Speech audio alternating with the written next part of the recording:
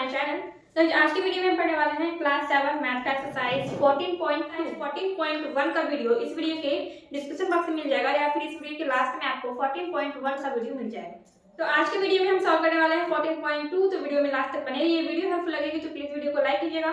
Channel पर पहली बार आ रहे हैं तो चैनल सब्सक्राइब करके बेल आइकन को प्रेस कर लीजिएगा ताकि आपको मेरी फ्यूचर वीडियोस की नोटिफिकेशन मिल सके। So let's start the video.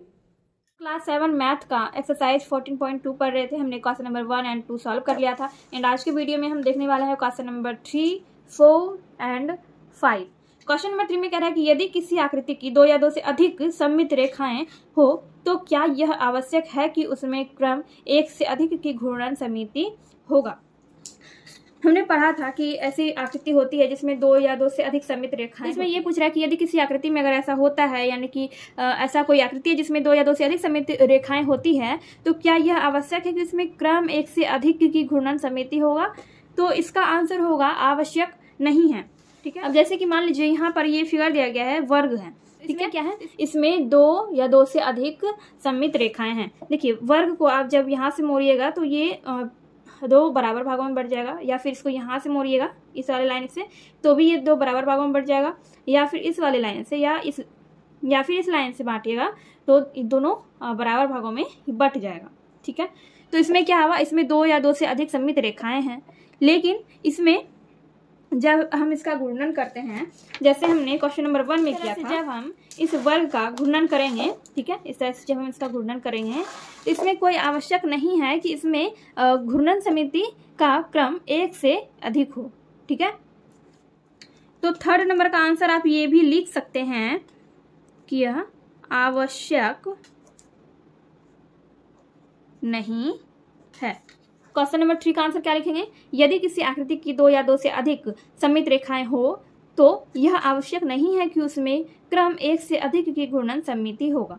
ठीक है, आई होप आपको इसका आंसर समझ आ गया होगा। या फिर आप सिर्फ ये भी लिख सकते हैं कि आवश्यक नहीं है। अगर ये एग्जाम में आ जाता है तो इसमें आप क्या लिखेंगे, यह आवश्यक नहीं है। 4 नंबर में है, ऐसे चतुर्भुजों के नाम बताइए जिसमें रैखिक सममिति और क्रम 1 से अधिक की घूर्णन समिति दोनों हो। क्या कह रहे हैं यहाँ पे, ऐसे चतुर्भुजों के नाम बताइए जिसमें रैखिक समिति और क्रम 1 से अधिक की घूर्णन समिति दोनों हो। तो हम यहाँ पर 2 फिगर लेते हैं। ठीक है, देखिए हम लेते हैं एक समानांतर चतुर्भुज।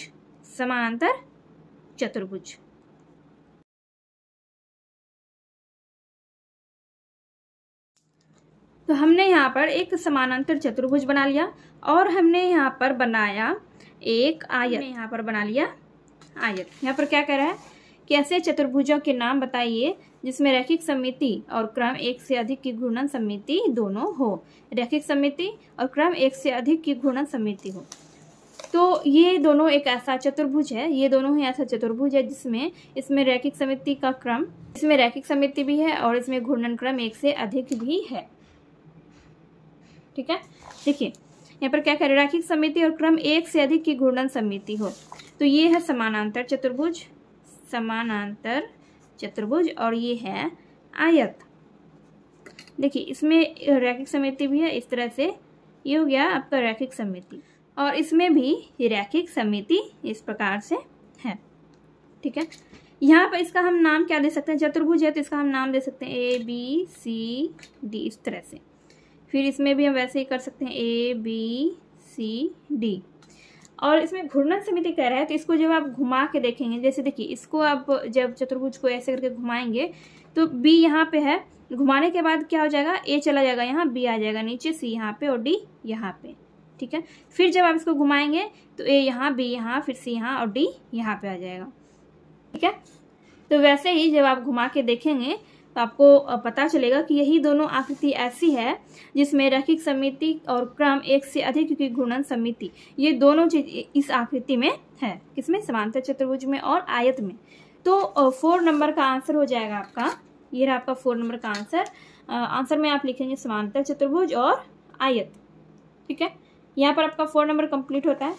एंड 5 नंबर में है, किसी आकृति को उसके परितः 60 डिग्री के कोण पर घुमाने पर वह उसकी प्रारंभिक स्थिति जैसे दिखाई पड़ती है और किन किन कोणों के लिए ऐसी स्थिति बनेगी। क्वेश्चन को समझिए, किसी आकृति को उसके परितः मतलब चारों ओर होता है, किसी आकृति को उसके परितः 60 डिग्री के कोण पर घुमाने पर वह उसकी प्रारंभिक स्थिति जैसी दिखाई पड़ती है, और किन किन कोणों के लिए ऐसी स्थिति बनेगी।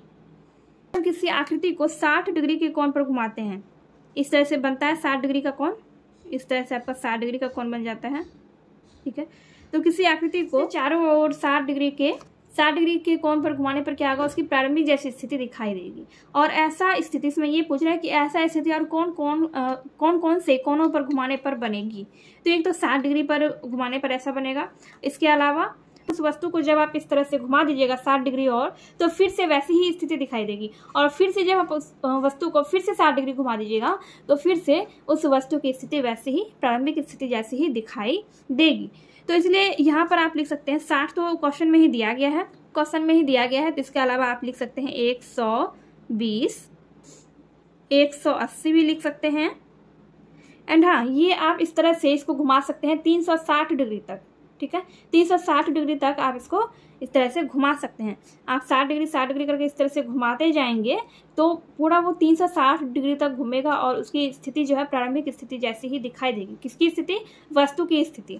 तो 120 डिग्री लिख सकते हैं, 180, 240, 300, 360। तो इस तरह से आप 360 डिग्री तक 360 डिग्री तक उस वस्तु की स्थिति ऐसी बनेगी जहां पर वो प्रारंभिक स्थिति में दिखाई देगी। ठीक है, आई होप आपको क्वेश्चन नंबर 5 समझ में आ गया होगा, question number 4 and question number 3।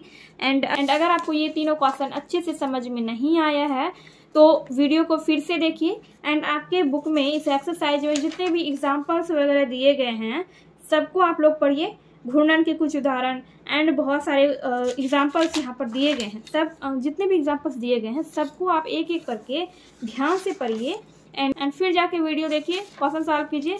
And I hope and sure कि आपको पूरा क्वेश्चन समझ में आ जाएगा। एंड ये वीडियो अगर आपको थोड़ी सी भी हेल्पफुल लगी हो तो प्लीज़ वीडियो को लाइक कीजिए, कमेंट कीजिए एंड अपने दोस्तों के साथ वीडियो को शेयर कीजिए।